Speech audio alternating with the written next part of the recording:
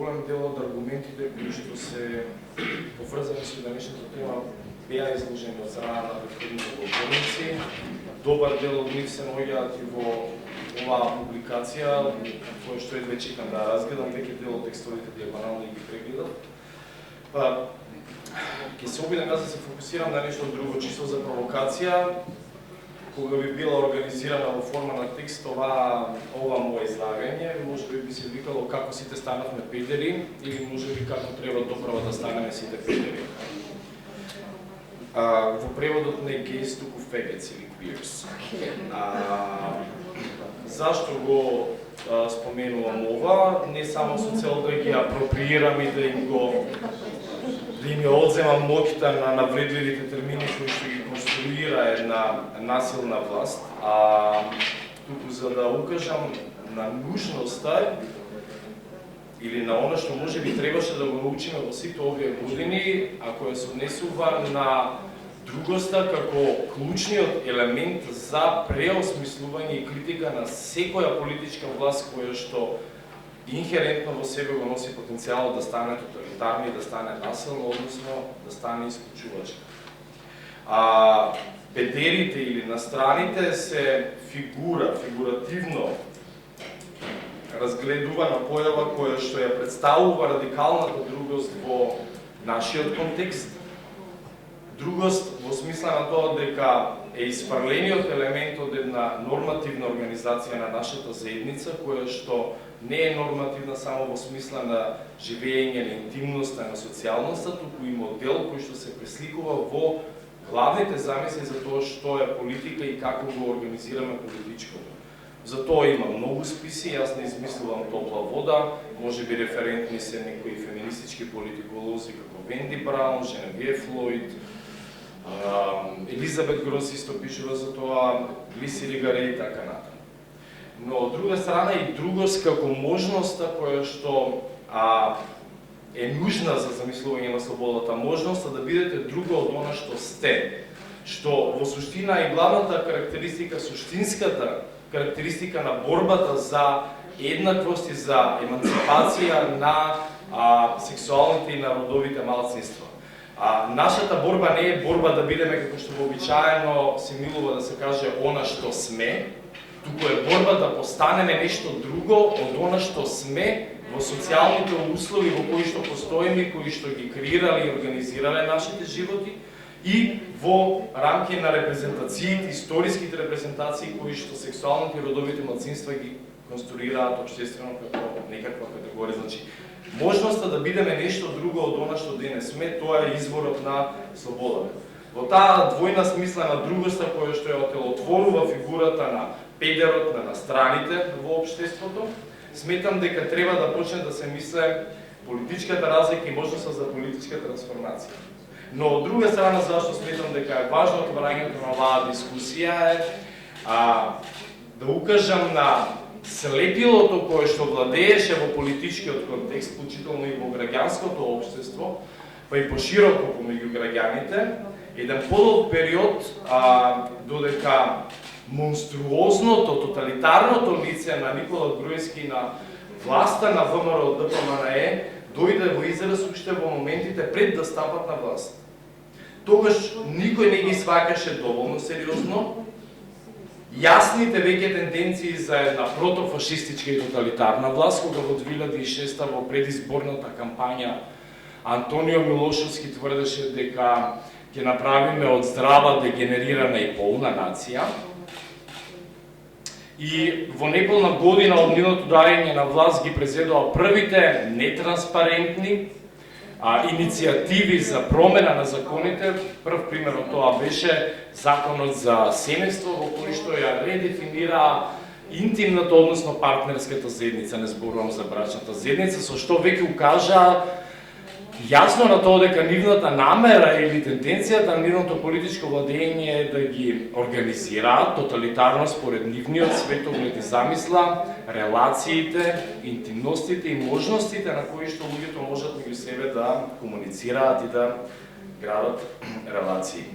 Во таа смисла педерите, односно настраните, беа првиот показател за фаталната политичка логика на имунизација, која што е карактеристика генерално на модерната политичка мисла и практика, меѓутоа отворена во најекстремната форма, води кон автоимунизација. И во таа автоимунизација, кога еден режим почнува првин да изфрла одредени тела кои што ги карактеризира како паразити, како болни, како изроди, како настрани, како опасни, како болни и така натаму, кога почнува да се интензивира тој процес на имунизација, финалниот резултат е автоимунизација, во која што и телото кое што само се заштитува, почнува на крај да станува сопствен непријател. И во таа самозаштита на телото видовме дека почнува самото да се јаде, а тоа го трпат дури и најревностните бамровци кои што стануваат помалку или повеќе веќе и самите непријатели на нивните властодржци. Таа постапка, значи, која што и зашто велам, затоа што сите станавме педери на крај во таа постапка. Денес сите се изроди, сите се непријатели на нацијата, сите се закана за безбедноста на државата, сите се опасност и се оние кои што клеветат пред западните сили. Да ве потсетам, тоа се работите кои што ние педерите ги доживувавме уште многу време пред голем дел од граѓаните да се осетат на тоа место дека всушност сите станаа педери. Некои од клучните алатки за стеснување, губење, уништување на јавните простори како арената, јавната арена, местото во кое што се гради заедницата и во кое што ги застапуваме нашите заеднички интереси, некои од тие главни механизми на страните ги искусуваат долго време. И дискурзивните аспекти на тие механизми, вклучително медиумите, реториката која што користат медиумите, дел од примерите веќе спомена. Уште во 2007 и рана 2008 година, кога дел од денешните високо етаблирани критичари на власта на ВМРО ДПМН се уште сметаа дека Никола Груевски има потенцијал да донесе некаква промена во државата. Уште, значи, тогаш голем дел од нас се наоѓаа на насловните страници, во денес јасно веќе провладените медиуми. Имавме јас и мојот пријател и колега Жарко Трајановски еден фантастичен циклус на насловни страни во вечер во кој што бевме репрезентирани заедно со Владе Милчин во едно гей порн трио. И тоа така ја будеше нели машта како на хомофобите, така и на пошироката популација. Од друга страна, тука се институционалните механизми кои што водат кон тоа стеснување на јавниот простор, кои што исто така долго време ги осеќавме. Пред да станат, се разбира, на крај студентите навидум првата јавно гласна демократски изразена свест.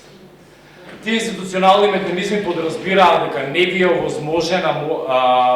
е возможен просторот да влезете во една јавна институција, не ви е возможено правото да добиете повратен одговор на ваше прашање, на ваше барање, на ваша молба, и воопшто ви беше одземено правото да бидете дел од институциите кои што ја уредуваат главно-тековната политика во една држава.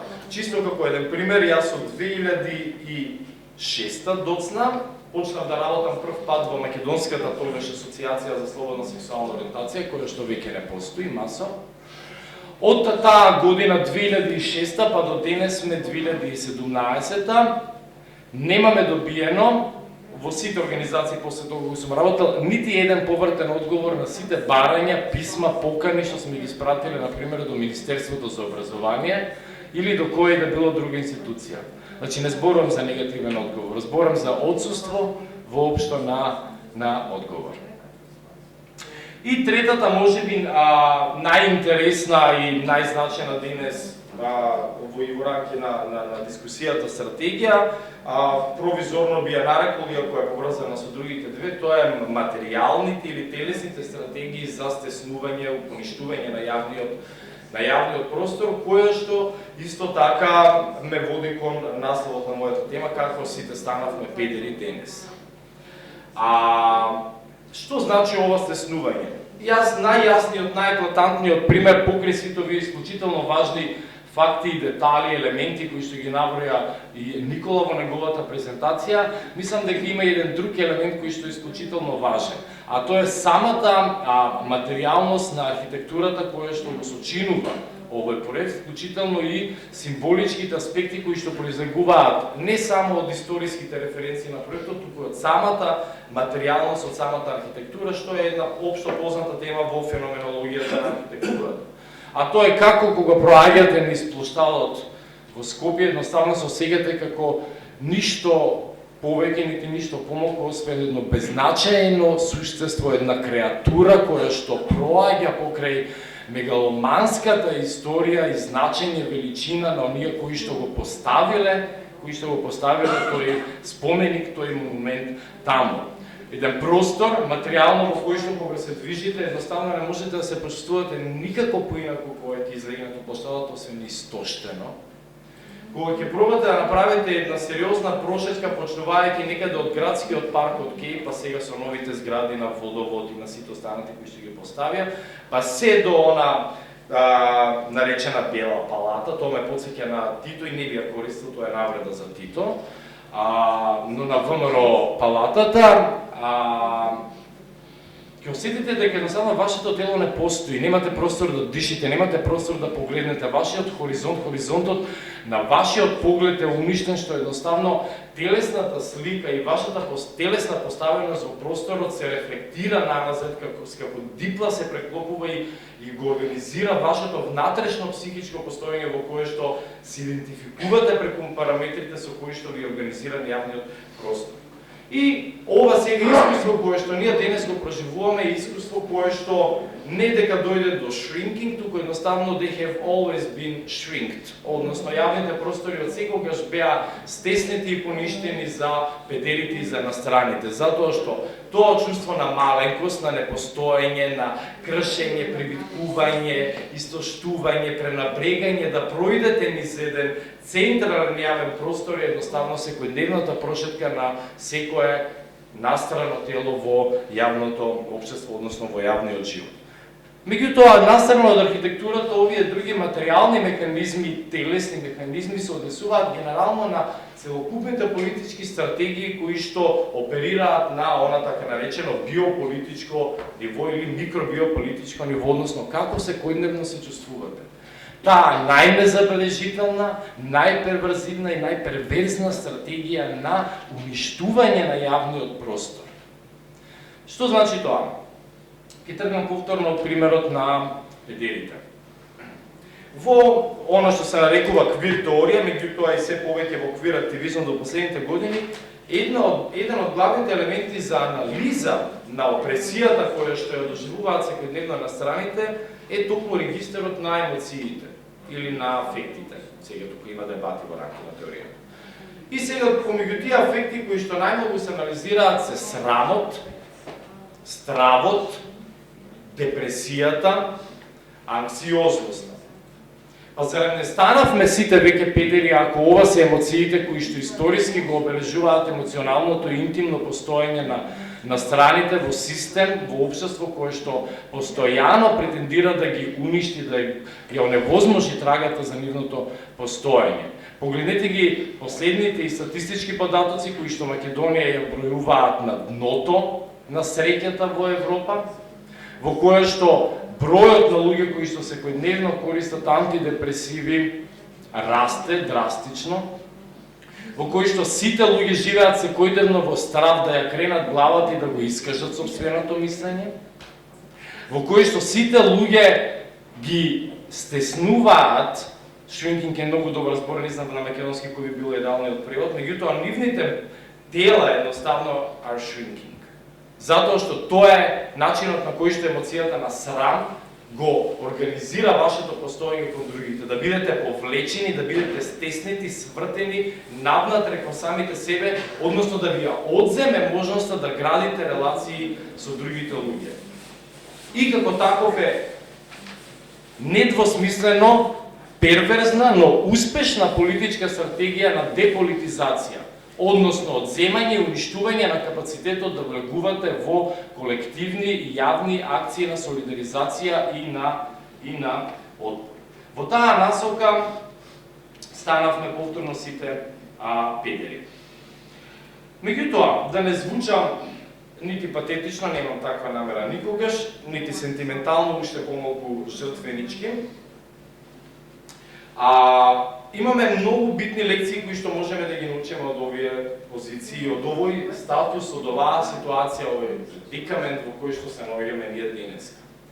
Првата е дека секоја акција, секој гест за елиминација на другоста во општеството мора да биде пресретната со широк, колективен, солидарен отпор. Сите чекори и секое кукање или лекање подоцна може да биде предоцна. Другоста е клучна за замислувањето на демократијата. Без разлика во кои термини ќе ја поставиме и низ која политичко-филозофска перспектива. Дали тоа ќе биде другоста која што избива во форма на антагонизам, а која што е клучна за дефинирање на политичкото, кај Ернесто Лакло, кај Шантал Муф, дали тоа ќе биде другоста во девитијанска смисла како елементот кој што невозможува никогаш дефинирањето на заедницата или на она што сме ние, например ние македонците, да биде хомогенизирачка дефиниција, затоа што нужно секогаш во основата ја има другоста која што ќе направи во еден момент процеп и никогаш тој процеп не може да биде спречен. Секој обид за попречување е еднаков на тоталитаризам. Или другоста која што постои во формата на другото знаење, во формата на другата форма на живот која што оневозможува во термините на Клод Лефорт, еден од најголемите мислители на демократијата и критичари на тоталитаризмот, оневозможува која и да било власт да се постави како апсолутен темел, извор на владењето и на дефинирањето на нашиот заеднички простор и условите во кои што заеднички живееме. Тоа е првата лекција која што мислам дека треба да ја научиме од ова. Втората лекција е поврзана со овој третиот механизам кој што го споменав преска, материјалниот, телесниот, афективниот механизам на уништување на јавната сфера. Што можеме да научиме од состојбата во која што денес се наоѓаме? Анксиозни, уплашени, засрамени, депресивни, истоштени, уморни, повредени.